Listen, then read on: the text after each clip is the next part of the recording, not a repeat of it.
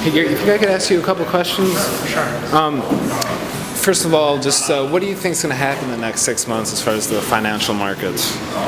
Well, first of all, there are thousands of people worldwide that make their living off of predicting bond prices. And bond prices right now are offering virtually no yield whatsoever. Now, that's as a result of the Federal Reserve basically buying up, issuing, printing money, and banks borrowing that money and then buying up treasuries as opposed to loaning it out to you or I, because why take a risk when you can, in a closed loop, make money off of you and I with no risk. So at some point, and people make their livings off of this, but at some point we will experience a bond market collapse, and that is when people demand that there be more of a return than 1.5% on a 10-year treasury. So what does that look like? What does that crash look like to the average American? The shelves are bare, because very quickly the dollars that we have don't buy a thing. And this, by the way, happened in Russia in the late 80s, a monetary collapse. The ruble was worth something one day, the next day it wasn't worth anything. All the shelves were bare in Russia because everybody took all the money that they had and bought everything they could. And by the way, this happens really quick because everybody realizes that dollars aren't going to be worth anything, so you rush to the store to buy everything that you possibly can, because tomorrow, everything that you have in your hand, dollars, don't buy anything. That's a monetary collapse, and we're not immune from that happening. So what has Gary Johnson done personally to prepare for this collapse? Well, personally, I don't have any debt. I have zero debt, and I am running for president of the United States. So, have you set aside some food? Do you have a shelter or a getaway place you could go to?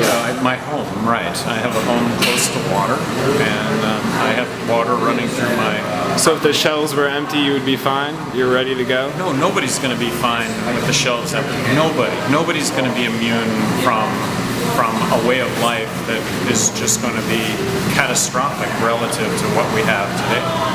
Okay. And another thing that's been a lot of chatter online is about your foreign policy and this idea of humanitarian warfare. Do you have any comment on that? Just that I don't think any of us want to stand by and watch a Holocaust go down. And so in that context is look, I don't want to see a Holocaust go down. What is a Holocaust? What is a humanitarian war? One of the Supreme Court justices was asked to define pornography. And his response was, you know what, I can't really define it, but when I see it, I know what it is. As President of the United States, I'd like to think that I would recognize a Holocaust going down and be able to address that. I am absolutely military non-interventionist. In my lifetime, I think there is nothing but unintended consequences that go along with our military intervention. So in Syria, for instance, is there a humanitarian crisis there? I don't believe so, no. I mean, that it is a civil war, and at the end of the day in Syria, if Assad is displaced, a new authoritarian dictatorship will take over from his authoritarian dictatorship, as will be the case in Libya. Libya is an example. Gaddafi's personal army is displaced. They go off to the democracy of Mali. They topple the democracy of Mali. We're down one democracy when it comes to our intervention in Libya. Again, just unintended consequences. Egypt, Mubarak. We pick the lesser of two evils because we are omnipotent in the decisions that we make. Well, no. Are you concerned that if we do go into Syria, there might be some sort of repercussions from Russia and China, and their? Yes. Let me just use Iran as an example. If we bomb Iran, we're going to make ourselves another 100 million enemies that we did not otherwise have. The biggest demonstration in support of the United States after 9/11 was in Iran.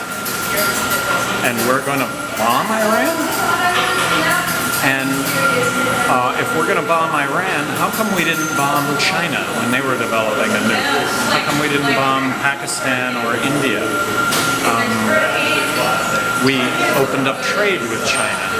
Is China a threat to us? I would argue not, because we are an active trading partner with China. What about trade with Iran? So, final question: are you optimistic for the future? No.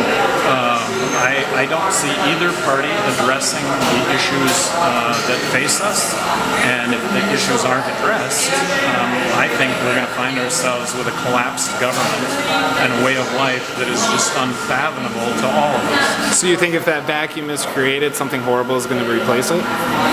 If that vacuum is... The government, the vacuum of government, if it collapses, is some worse tyranny going to take? Exactly. It'll be more of a police state, way beyond what already exists today. And if maybe Tampa, I keep walking around saying this is an example of only the shops will be bare. Nobody will be in the shops because there'll be nothing to buy, because you won't be able to buy anything with anything of any value. How do you think about the show of force? Did you see the National Guard troops down there? Well,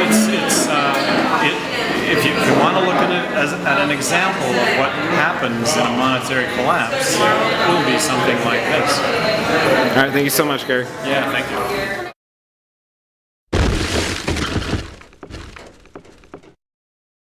I really believe that auditing the turning lights on in the room with regard to the Federal Reserve and what the Federal Reserve does would be eye-opening to everybody, and everybody would see what an inside job this is. What I plan on doing, I'm going to do one of two things. I'm either going to write in Ron Paul and vote my conscience, or vote for Gary Johnson, Libertarian candidate.